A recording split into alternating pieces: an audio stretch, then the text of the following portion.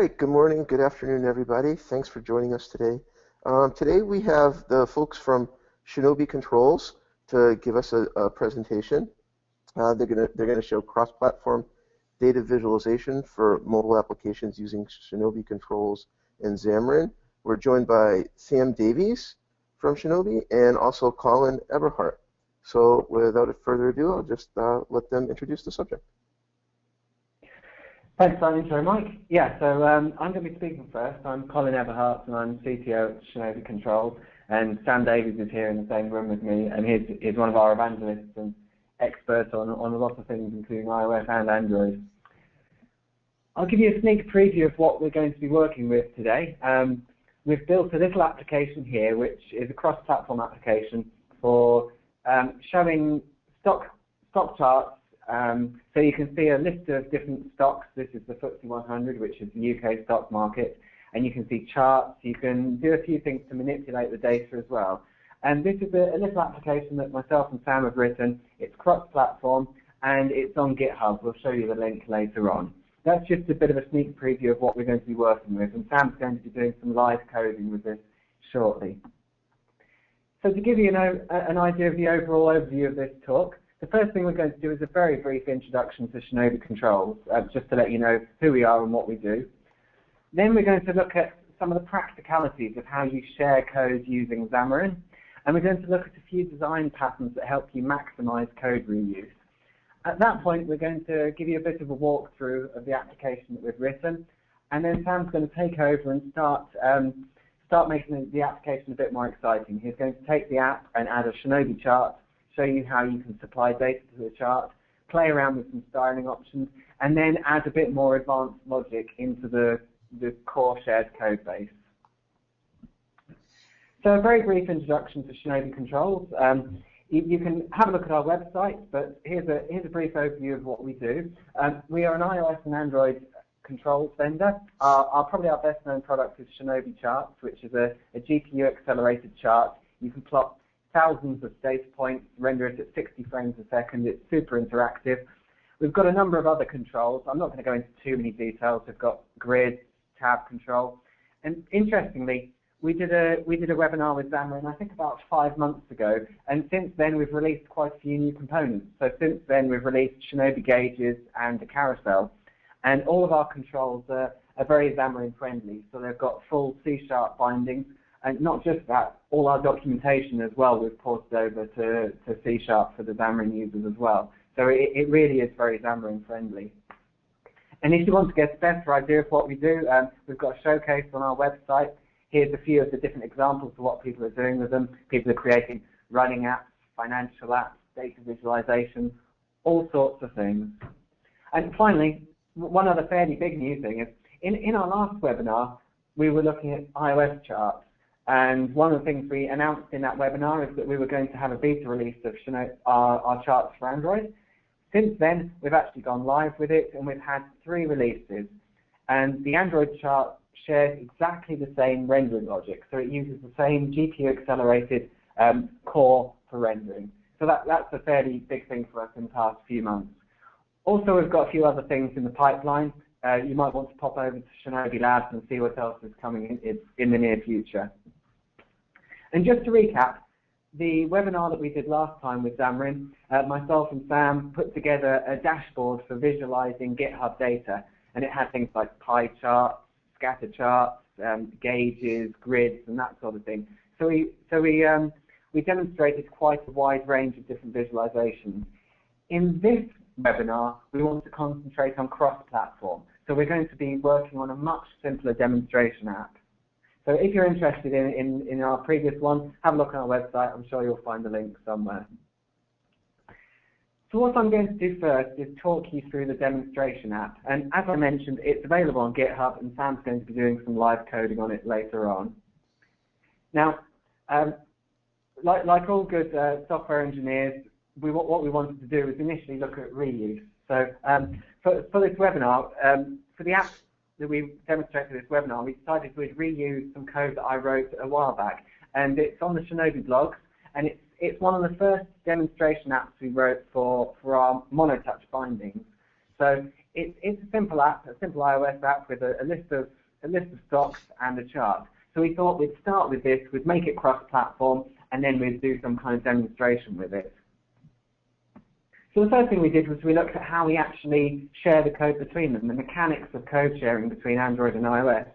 And there are a couple of different ways that you can do this with Xamarin.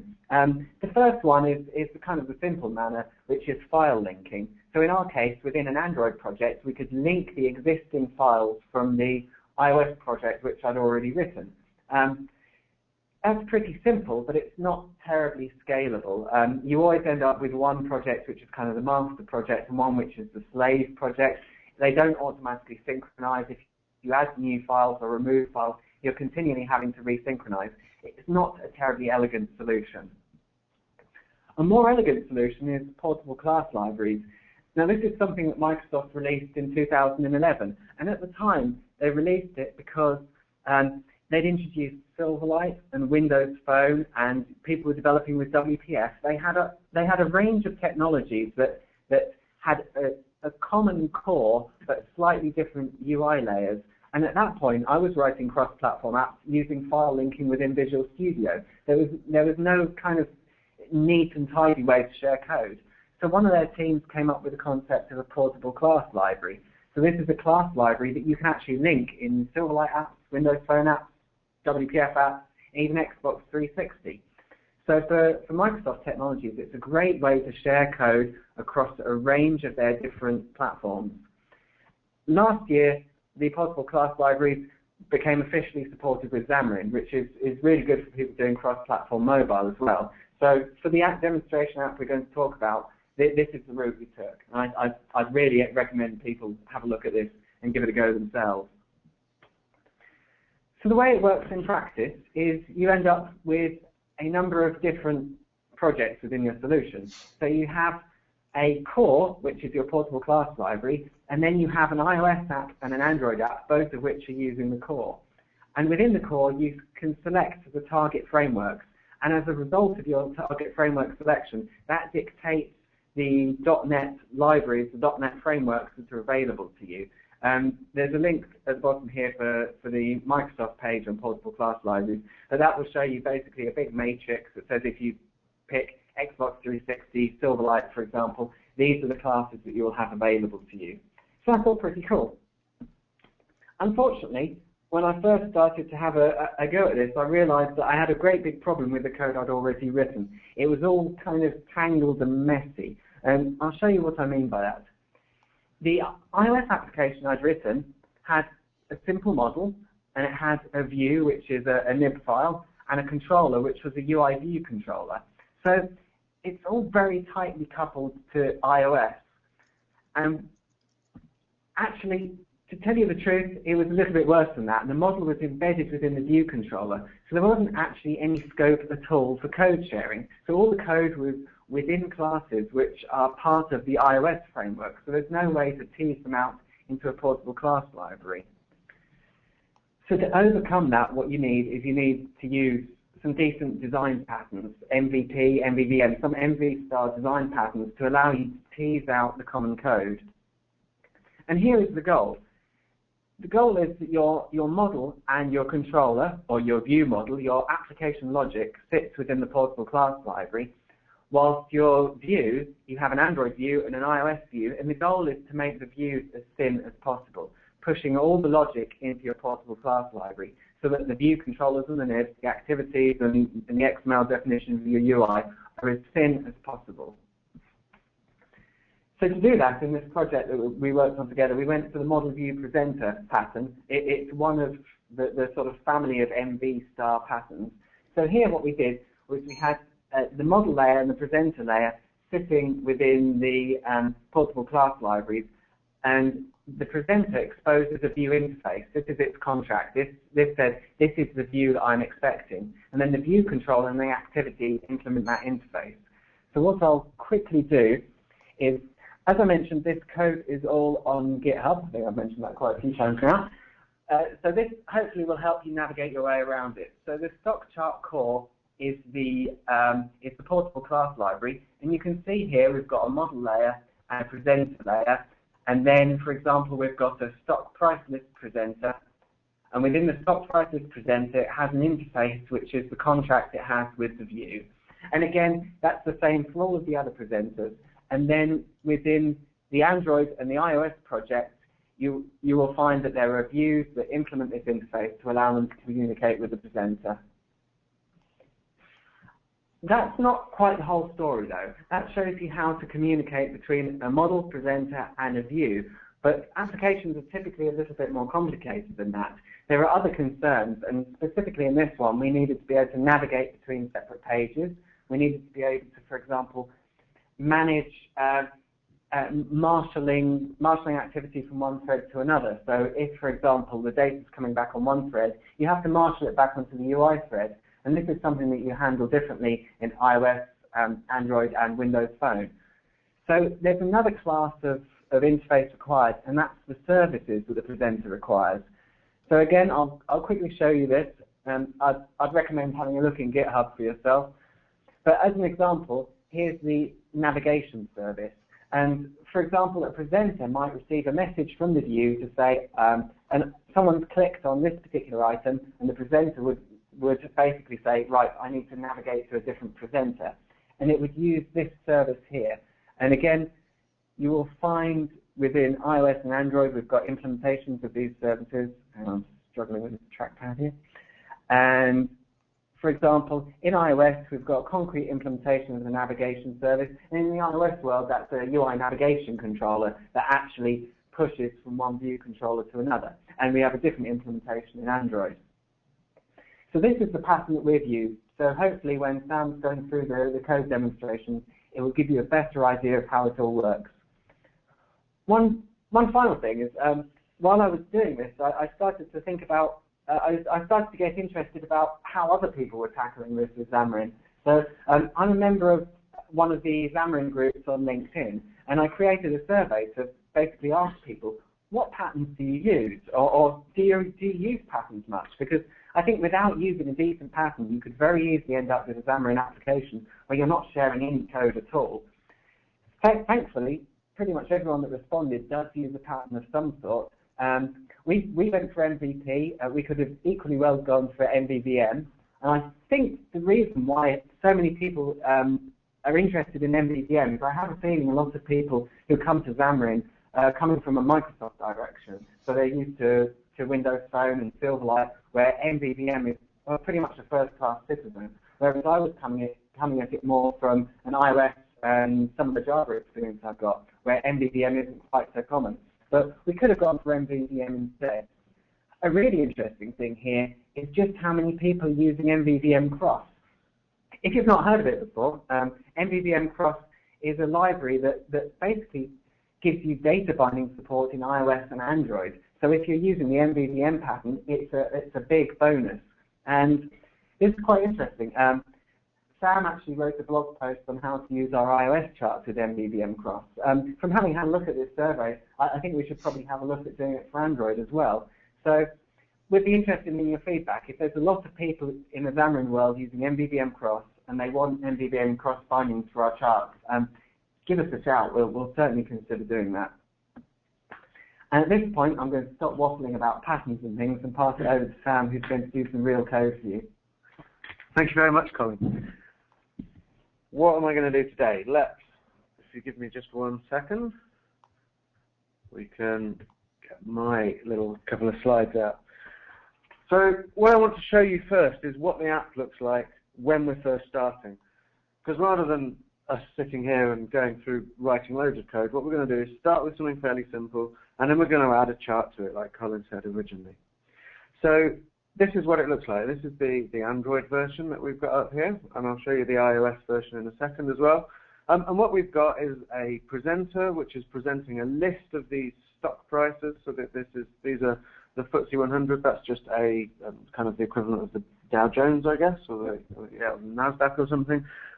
Just a list of stock charts, and with a particular price. And then so the functionality at the moment is very much that. And then when I click on one, then it takes me to another page. And what we want to do is put a chart in here. So this is what the Android one currently looks like. And if I can find the iOS one, looks quite similar. and then when I click on one of them, then again it takes me to a page without a chart on it, and I want to put a chart on there. So what is that? What's that going to involve? Well, first of all, we're going to take a look at the iOS project, and what we're going to do is look at how to implement a data source for it. Then we're going to do the same for the Android one, like I said. Then we're going to iterate through and do a few little appearance improvements. And then finally, we're going to come back, if we have any time, which hopefully we shall, and do a bit of a, I call it kind of full stack. I mean, we're going to add a bit to the presenter and then a bit to the views, just to demonstrate how it all kind of glues together. So, where should we start? Let's have a look. Let's make this a bit bigger. I hope you can all read the font. Right, where we go? Come on. Sorry, I've moved things around. Right, so Colin showed you very briefly one of the presenters, and he showed you that it has this interface. So I'm not going to look at any of the other code. So all of the code is written in the presenter already to grab the data points that we've asked for and download them. And in fact, that's actually happening at the moment. It's doing that. And then when it gets them, it's calling this update chart with data method. So these two things here are part of the interface, the contract that the view has to, what do? You adopt? No, that's iOS. Implement. So when it's downloaded the data, it'll call this update chart with data method on the view. So we're going to start out with the iOS project. So I can just turn that to the startup project for now. And I'll show you the view that we've got. We've got this stock chart view controller. Here's that method, this update chart with view method. That's the one that we're looking at implementing. That at the moment, all it does is write something to the console saying, I've given you some data. Well, that's not very helpful. What do we actually need to do? Now, already in here, we've got a load of stuff where we're setting up the chart, we're setting up some properties on the chart, and a few other little bits and pieces. I'm not going to go into any great detail for that. We covered a lot of that in our last webinar for Xamarin, so if you want to find out how to get started with ShinobiCharts for iOS, then go and have a look at that. Or alternatively, download any of that stuff. There's loads of how-tos and getting started guides and that kind of stuff. I'm not going to dwell on any of that at all. But something that this is missing is a data source. So in the same way that a UI table view has a data source object, which is just an object which conforms to a particular protocol in the iOS world, then our charts work in the same way. They very much map onto the platform so that if you're used to using iOS and you're used to using UI table view, then you will automatically understand how to do this kind of thing. So in the Xamarin world, what that turns into is a abstract class. So we're going to implement one of those. The abstract class is schart data source. We're just going to make a particular version called a stock chart data source. So we're going to make this as just an inner class in our view controller here. If we can have a look at what the abstract members are, so you can see there's four required methods that we've got to implement in order to make this class. Quite simple. But so how is this going to work? Well, when that update data method gets called, so on our view, our presenter's pushed it some data, then what our view is going to do is push that into one of these data source objects. We're going to have one of these objects and we're going to give it some data. So what we want is a property that we can store that data in. So that's number 2. So we've just got a data points property. It's a list of this schart data is I guess it's an abstract class of data points, and that's just what our data points look like. You provide a chart with these data points.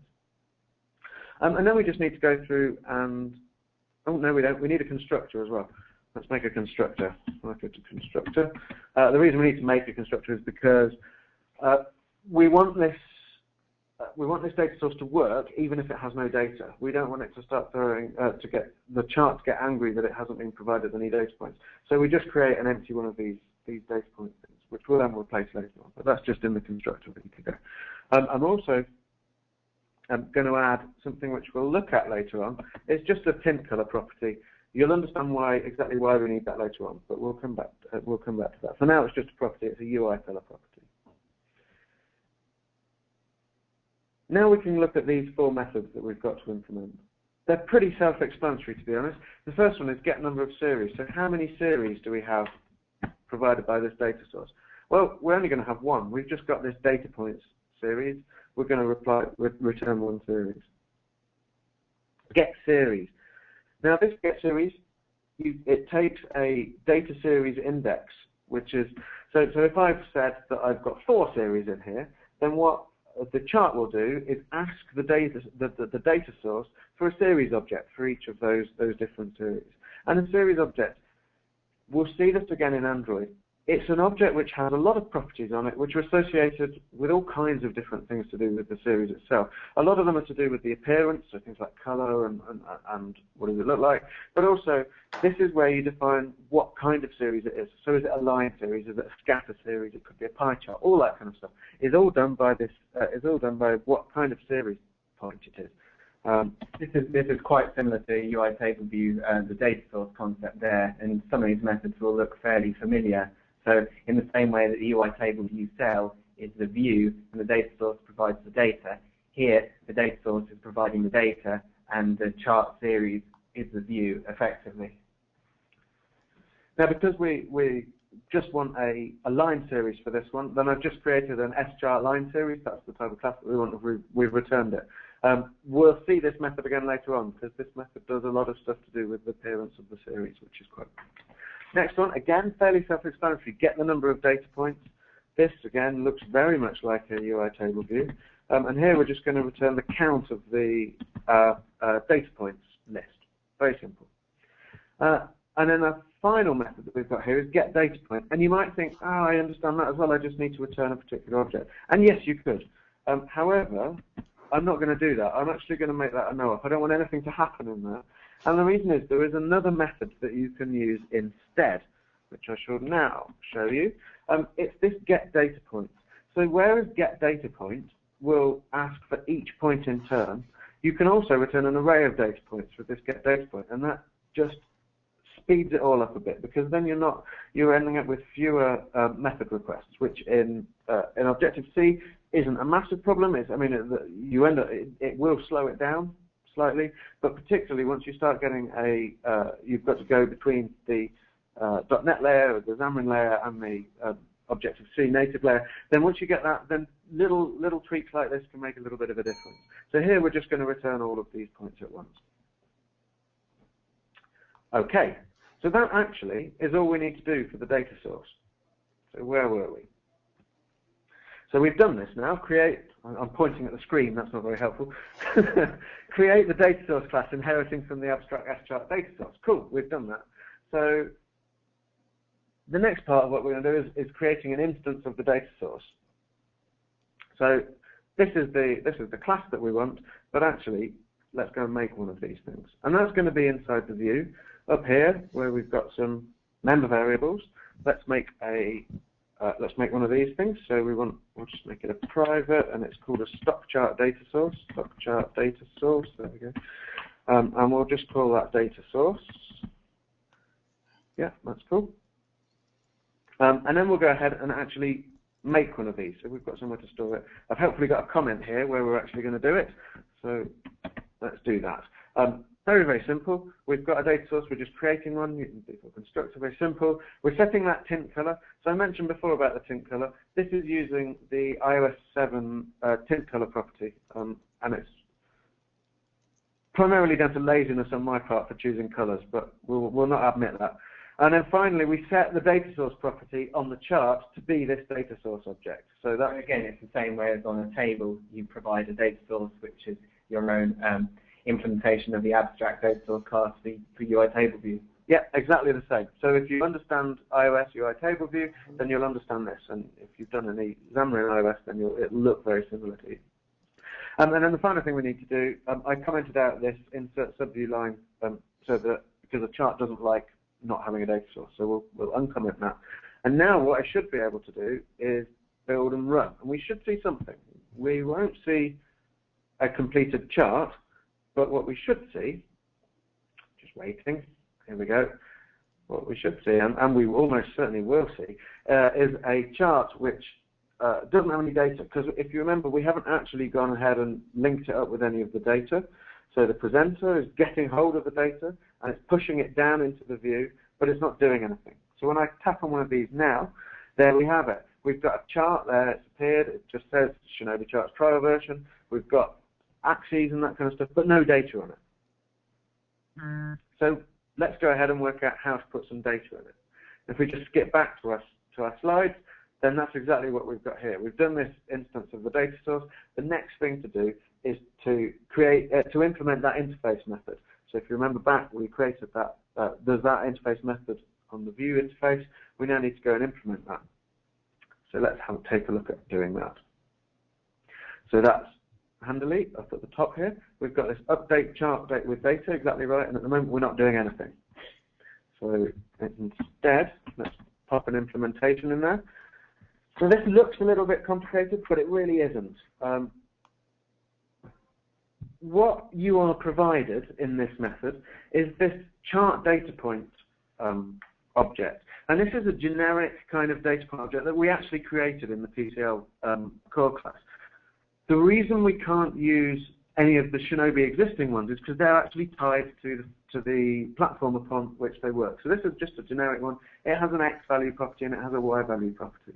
And all this little bit of link is doing here is converting this generic data point from our PCL into the specific one that we need for iOS. That's an S-chart data point. So all we're doing is we're setting the X value to be the NS date, so that's converting from the .NET date into the NS date for iOS, and then we're doing the same with the numbers where we're putting it in an NS number. And we're turning it to a list, and then we reload the data. Sorry, on the chart we call reload data, and then we redraw the chart. And now, if I build and run that,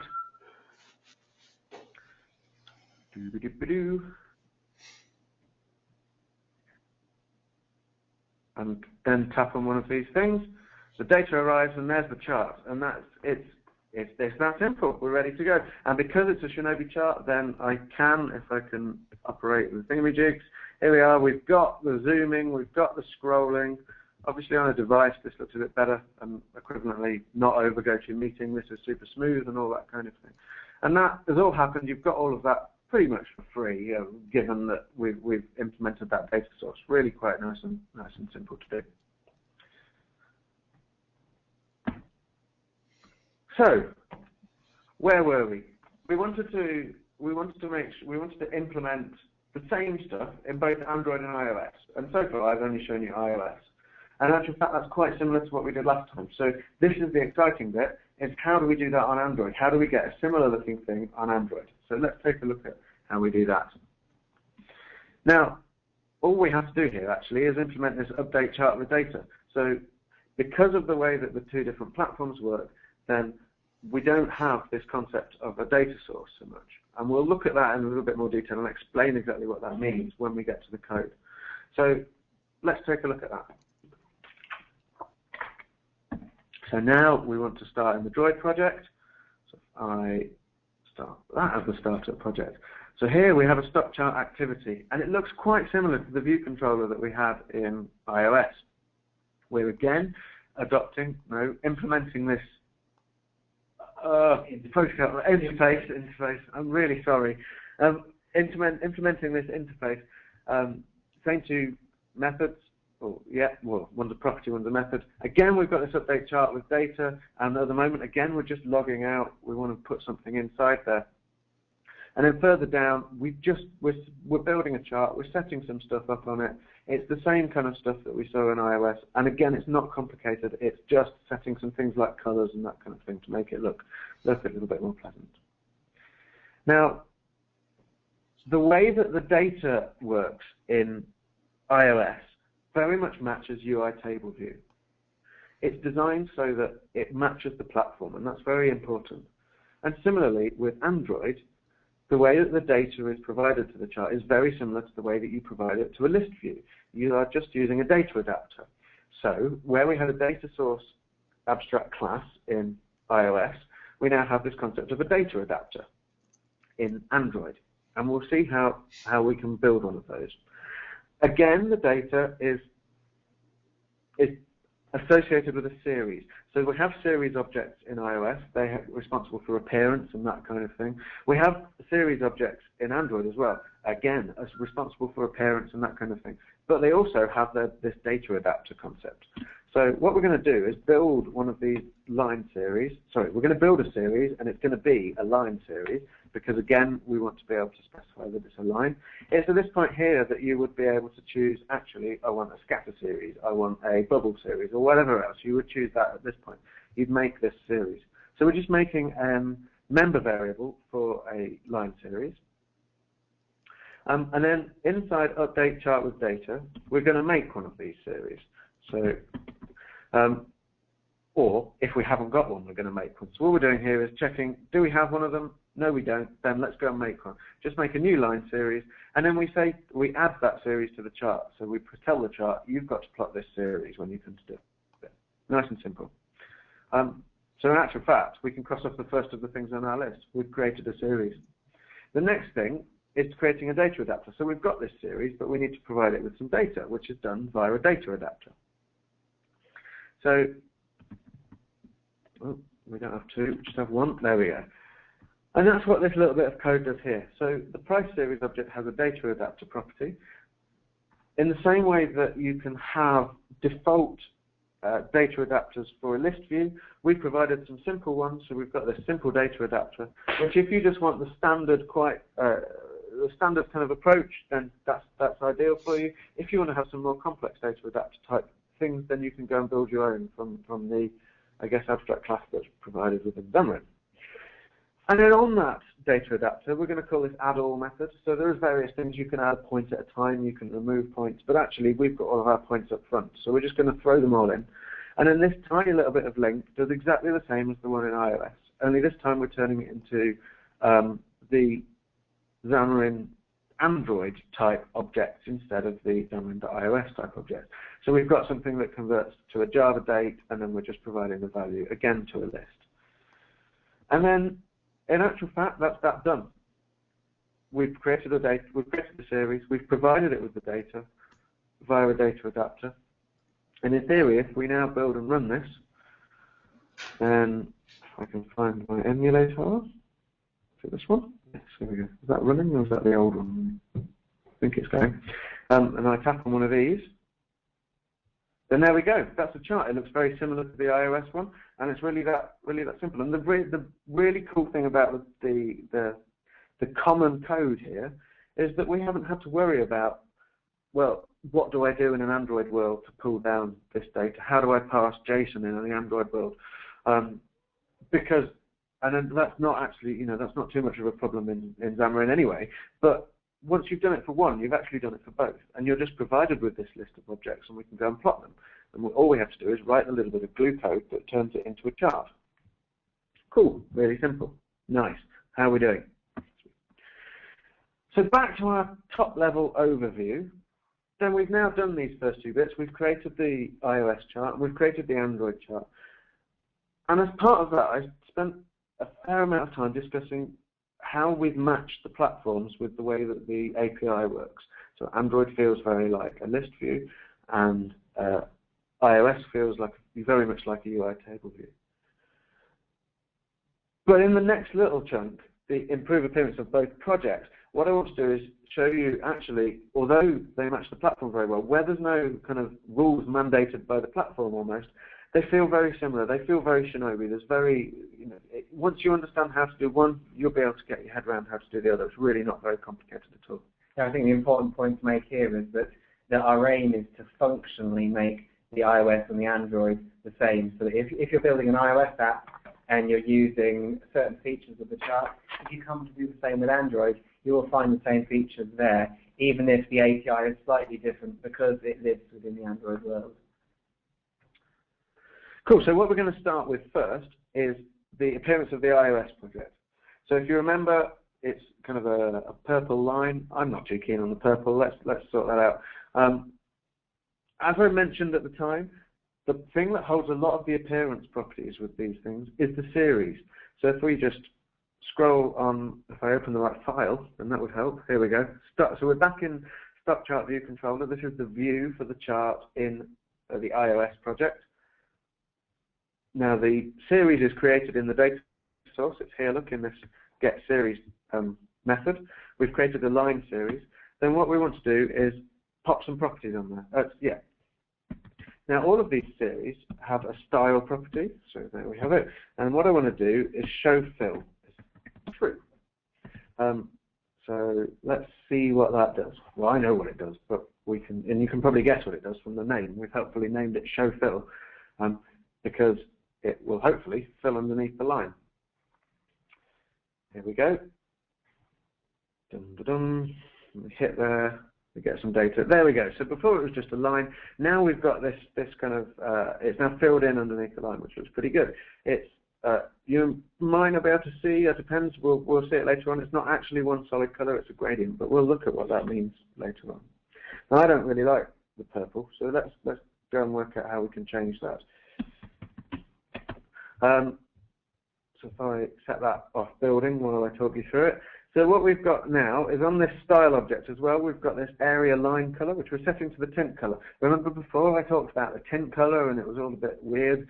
This is where we're using the tint color. We're going to nick the tint color from the iOS view and we're going to color our line that color so it matches up with the buttons and that kind of thing. And we've also got this area color.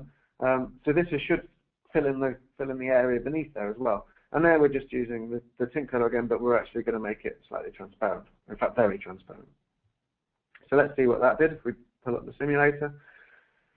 There we go, it's now gone blue. It's now slightly transparent at the top, but we've still got this purple at the bottom. This is the gradient thing I was talking about before. So in actual fact, what we need to do to improve that is, and I'll just build and run this again. We've also got this area color low gradient. So we have two colors for an area. We've got the lower gradient and then the upper gradient. Here we'll set that as a tint color as well, but slightly less transparent.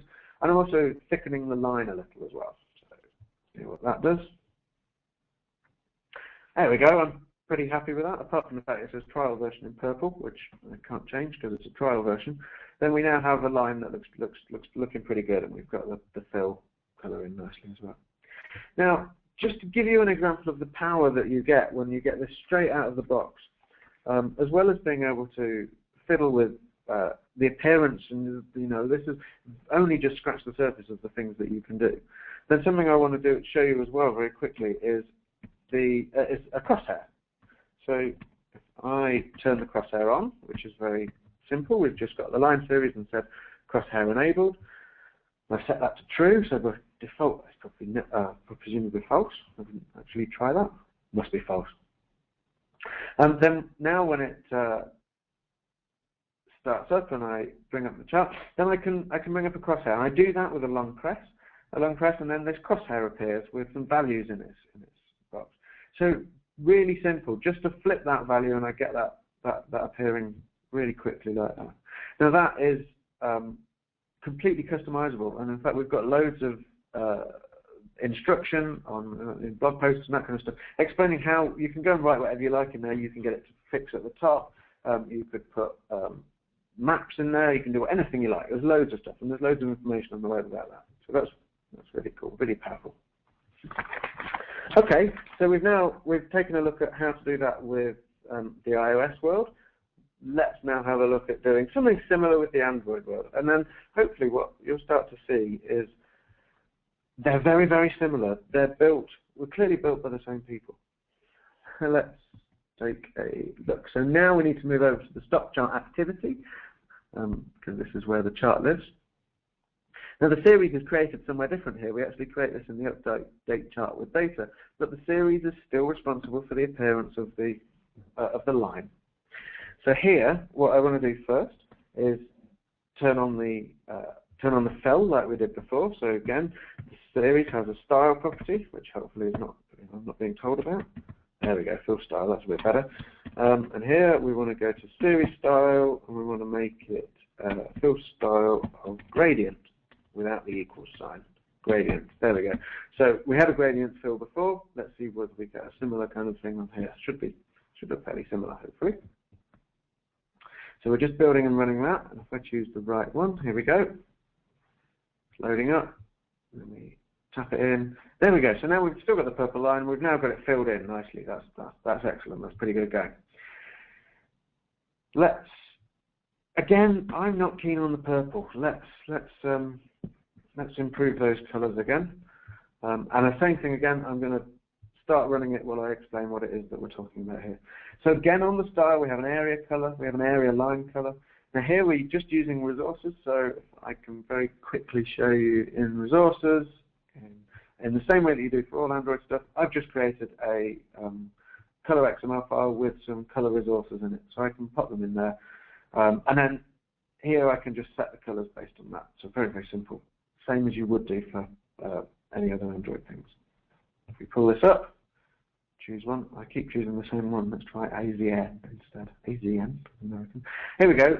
Now we're getting this light color at the top. We're still having this purple at the bottom, in coincidentally exactly the same reason that we had in iOS. We need to put the second color as well. We still don't like that purple. So that's what we're doing there. Let's again build and run that and see whether we've made any change. I want this one. There we go, that's looking quite good. We've thickened the line very slightly, which, if I can remember how to zoom, there we go. There we've got the line thickened up nicely, and we've got this kind of gradient effect that we wanted as well. Cool, and that's, yeah, there we are. Now we're at the same place as we are with the iOS world. Fantastic. Let's skip back over here.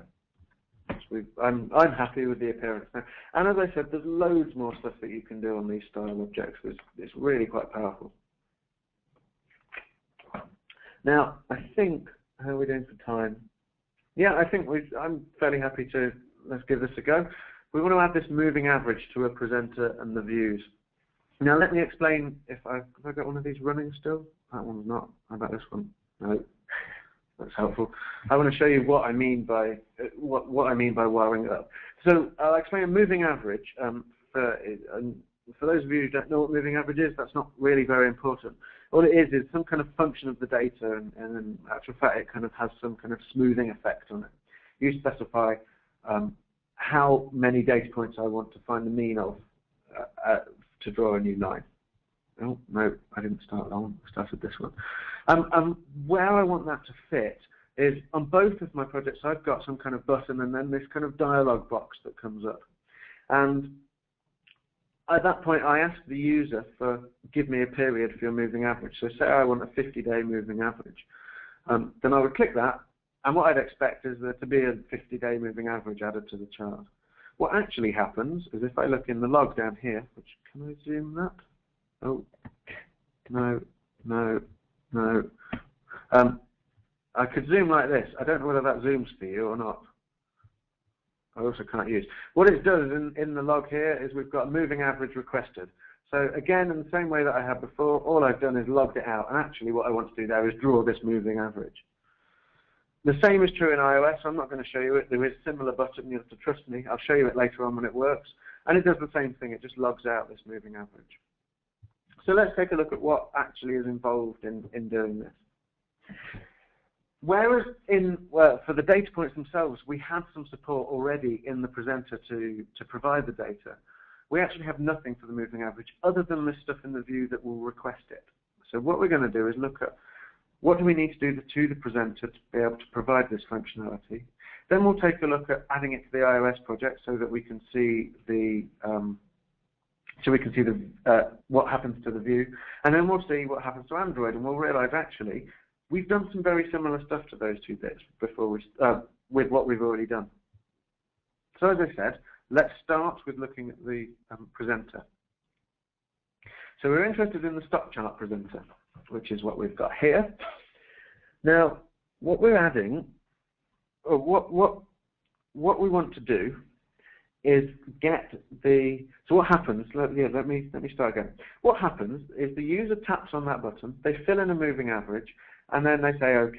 And that all happens within the view itself, and that has to happen like that, because the view objects are specific to or those dialog objects are specific to iOS or Android or whatever other platform you're on.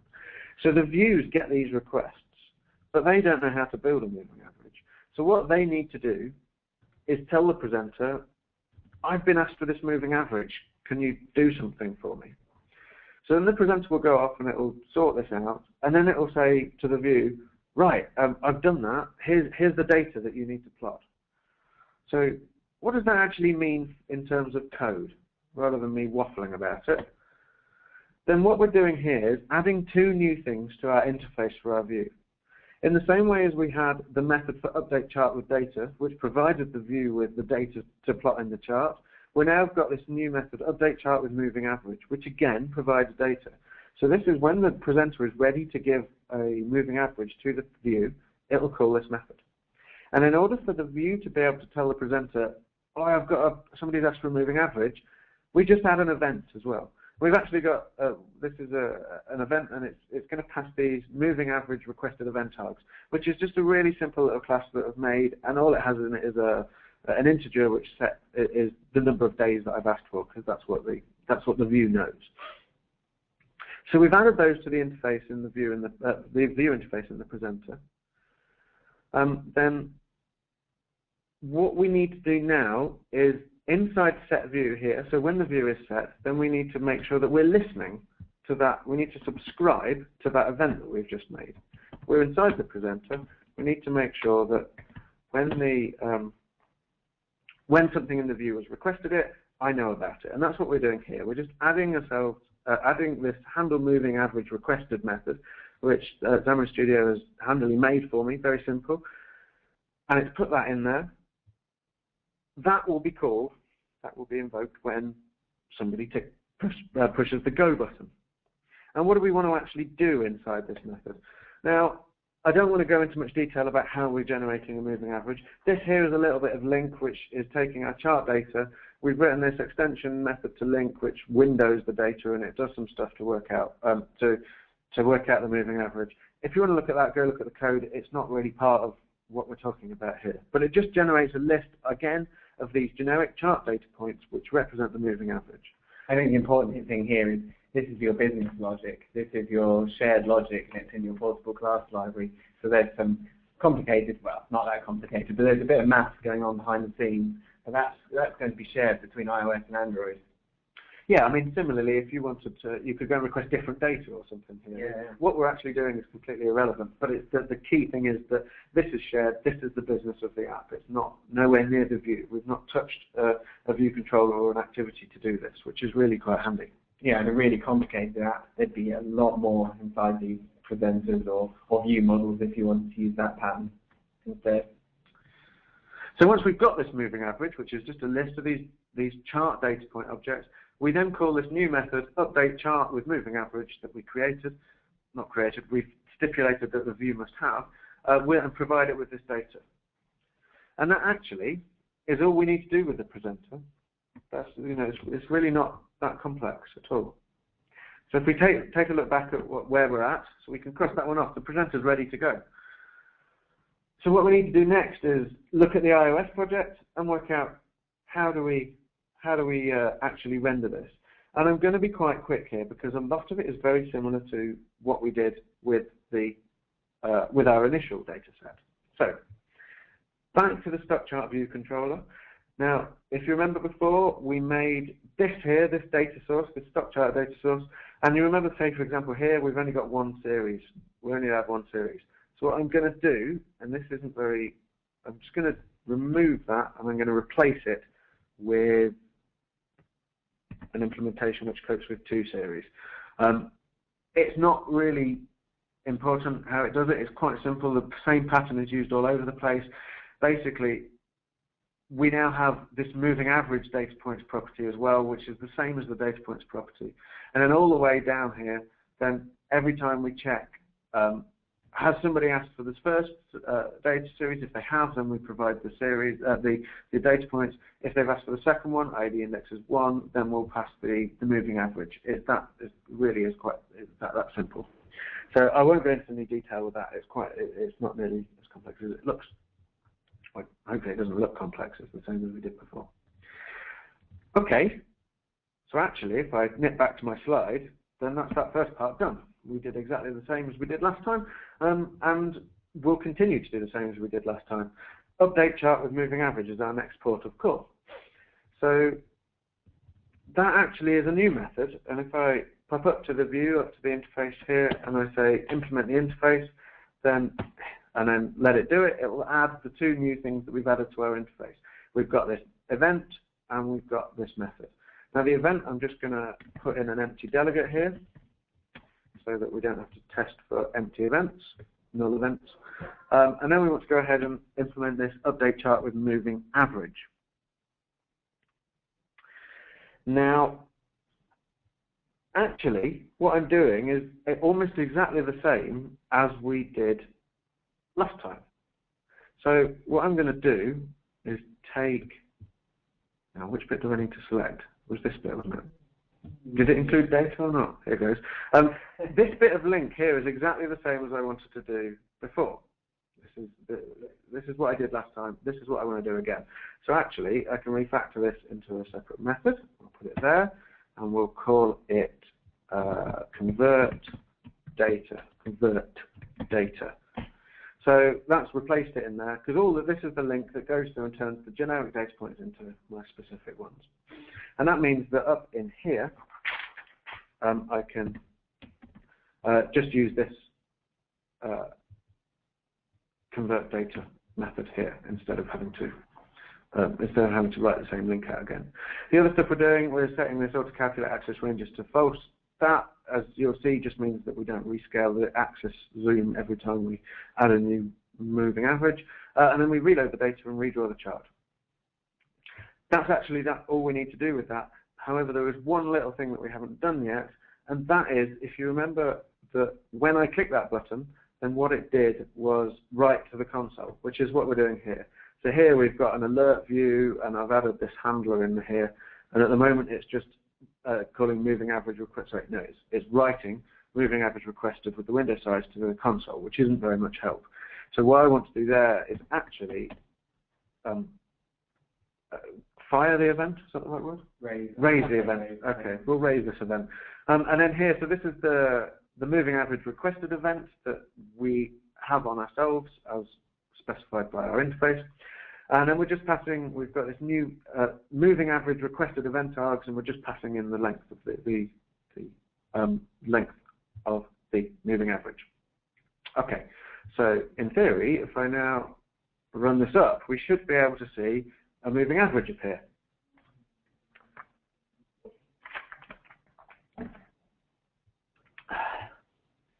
Just give it a couple of seconds. There we go. Compile. Yeah. So let's choose Anto. There's the data. That's cool. So if we zoom in a little bit. I love the way you're choosing a different chart each time, even though the little bit of code I wrote earlier to dummy up all the data is the same for every chart. I was waiting for you to know. So we've pushed the moving average button. Let's make a 100-day moving average and say OK. There it is. You can see that red line that's been added in the background there. That's really cool. That's exactly what we were after. If I can then say, actually, no, let's change it to a 50-day. And again, it's just redone that. And it's done that by saying it's raised that event. The presenter has then seen, I then need to go and generate this new moving average you've asked for. It finishes that, and then it calls the update chart with moving average method that we implemented on our view. So it's all really quite simple stuff. Done. Cool. Last part then is let's repeat it again with the Android project. And same as iOS was very similar to the first time we did it, so is Android. Let's see how similar it is. So let me turn this into the startup project, so I'm ready to go. And then we want the stock chart activity. Here we go. So remember before we had a price series? Well, now we need a new series. We'll call this, so we want another line series, and we're going to call it the moving, so this is a test of typing, moving average series. Yeah, look at that. Simple. Again, same as we did before, let's implement those interface methods. or methods, create the interface things. Again, we want an empty delegate so that we don't have to test for null events. And then we're back where we were before. We need to implement this update chart with moving average method. And we first of all, the same as we did before, we create a series. So this is the moving average series, we line series. Again, we set a couple of style properties on there, and we've added it to the chart with add series. And then we need to create a data adapter to associate with it. This again looks very similar. It's not really worth refactoring it. It's just the same little bit of link which pulls it out and turns it into the correct type of data point. And then, so that's all we need to do in that method. That's exactly what we did in this method. Brilliant. And then same as we did in iOS, somewhere in here, I've written something. Here we go. So we've actually got, this is a kind of dialogue fragment that I've made, and what happens when it gets the kind of callback with it is it gives you this period. At the moment, it writes to the console, and instead, I want to do the same as we did in iOS, and we raise the moving average requested event. And again, we provide new moving average requested event args with the period. And I believe, if we run that up, that we should have the same kind of functionality. So let's choose a different data set. Here we go. Oh, looks similar. And then if I set the moving average, let's again go for a 100-day moving average. There we go. It's drawn the moving average on there, and then similarly, I can turn it into a 30-day moving average, etc. And that is really that's exactly what I wanted to demonstrate. So we had a look at, I mean, overall, we had a look at how to implement an iOS data source, and then the equivalent in Android, so how similar they were and how much they matched the platform. We also looked at how similar it is between the two platforms in Shinobi to be able to do styling up and that kind of thing. And then we had a little bit more of a detailed look at what actually does the platform, what actually do you need to do to be able to use the MVP pattern that we've chosen throughout the entire thing. You want to go back to mine? Yep. Okay. That's it from me. Yeah, and over to Colin to tidy up. Yeah, exactly. You've pretty much did the wrap up. So as we've shown you today, we gave you a brief intro to ShinobiControls and a little bit of background about some design patterns that you can use to share code. Sam's shown you how to create a Shinobi chart with both iOS and Android, how to do a bit of styling, and how to add some shared logic into our present code and again bring that into both charts. And that's pretty much it for us